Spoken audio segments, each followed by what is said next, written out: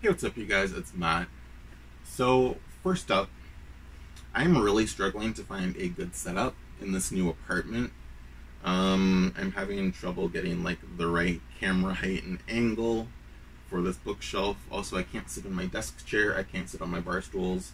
I don't even know if this like little end table that my best friend has is a good place to sit, and sitting on the floor isn't going to work either. So I'm going to figure that out, but this is what you're currently stuck with. Hopefully it's all right. Second up, I just got my hair cut like 10 minutes ago, and I think it looks really nice. I really love it.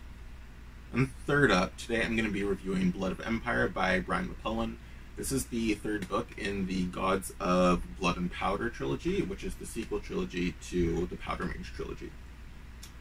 Now, both of these trilogies take place in the same world, and this is a flintlock fantasy, which means our characters have muskets with like bayonets affixed to them. We have cannons, and so it takes place kind of like in the late 1800s. Now, I can't really speak too much about this book since it's the third in a series, but I am gonna do a video of why you should read Brian McClellan, so I'll talk about it in more depth there. But this trilogy takes place on Fatrasta, and it's following three characters primarily. We're following Laura Flint, and she is an Adran military commander from the first trilogy, and she's leading a mercenary army on the continent of Fatrasta. Along with that, we're following Mad Ben Stike, and he was the captain of the Mad Lancers, the cavalry unit, back in the Fatrastan like War for Independence or whatever. And after the war was finished, he was sentenced to death for war crimes. They tried to kill him, but he survived, and so they threw him in a labor camp where he's been living for the last like 20 years before he breaks out, and things happen in the first book. And then the third character we're following is my favorite character, and that is Mikkel Brabus. He works for the government of Fatrasta as part of their secret police called the Black Hats. And so he's a spy. I love spies more than anything. Not like James Bond spies, I mean more like Homeland, for example, or the show Deep State, stuff like that. More like intelligence officers than spies, if you get the kind of context I mean. So this is a weird book for me because I rated it 4.25 stars because I really enjoyed the book. However, my list of cons is very extensive, and my list of pros literally just says everything else. Plus there's representation for people who use sign language. Those are my pros. So some of the things that I didn't like about this book are a lot of the characters felt kind of one-dimensional in this book particularly.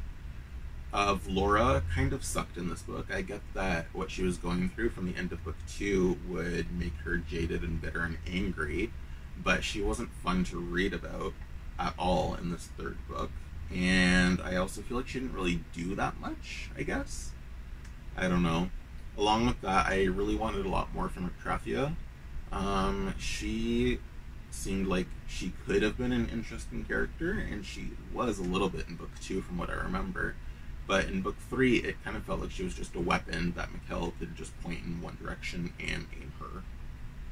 So I feel like she didn't really do too much. I did like seeing her kind of learn spycraft a bit, but in terms of their kind of dynamic, their relationship, I feel like that wasn't really written into the books. And that's one of my big complaints, is none of the relationships really felt real to me. Not just romantic ones, but just kind of like interpersonal ones. We were just kind of told that these people would have kind of relationships with each other, but it's not really shown on the page. And so it just kind of felt a little flat and unreal to me. And so that kind of ties into my next point. And one thing I didn't like about this book is there is a lack of 4 characters that we previously saw in the other books. And they are what kind of made the series have teeth and like substance, in my opinion. And the lack of them just really, really hurt this book, because these 4 characters all had relationships with our main protagonists. And so in this book, we lack Taniel, Segiel, Lindet, and Ibana. the four of them just kind of aren't really present.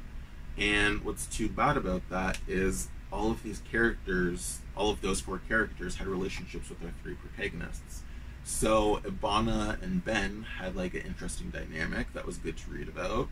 Ben and Lindet, that was also super interesting. Then Taniel and Capol had a relationship. Taniel and Vlora have their kind of history that made for good reading. Segil opposing Lindet and Segil and his relationship with Capol, that also made for good reading. And the fact that these four characters just aren't really present whatsoever in book 3 really hurt the novel, in my opinion. Another issue for me was the pacing, which is kind of weird. It felt both slow and fast at the same time. It's kind of hard to explain, but my biggest complaint is that things in this book kind of felt too easy. And so the way that impacted the pacing was it felt like all of the obstacles were just falling like dominoes, just one after the other. And so it felt like things were moving along very quickly towards the end to get to the end. But at the same time, the beginning also kind of felt like nothing was happening, which was weird. I don't really know how to explain it properly. I can't quite articulate why this was, but there's just kind of this duality of it feeling both slow and fast at the same time.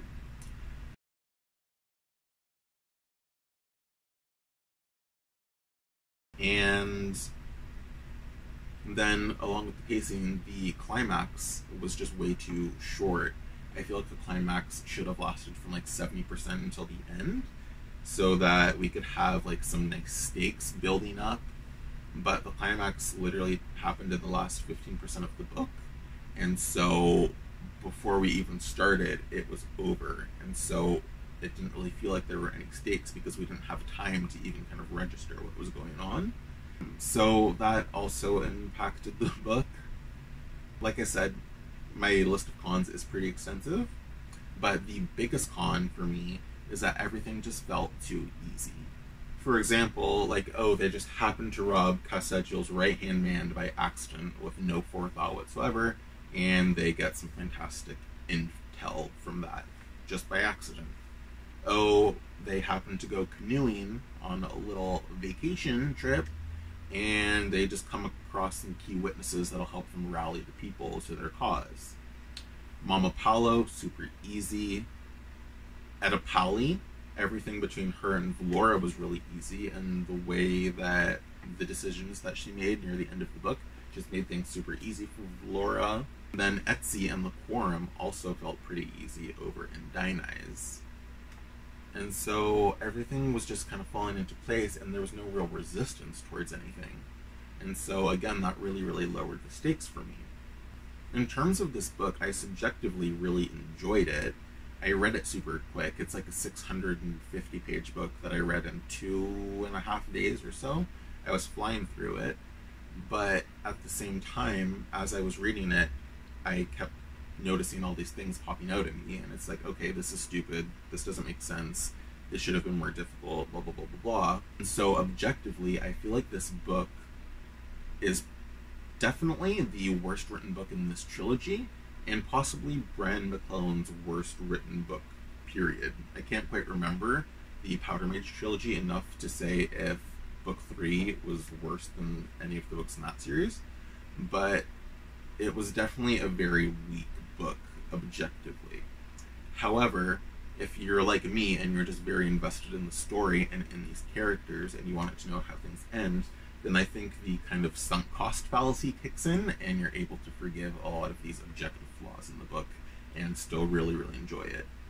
If you're going to get hung up on the writing, then this book might not be the best for you, but for me, it was still really enjoyable, despite all of the stupid things that were kind of happening. And so with that being said, that was my review of Blood of Empire by Brian McClellan. I enjoyed it, but it was poorly written. And that's all. Anyway, have a good one. Bye.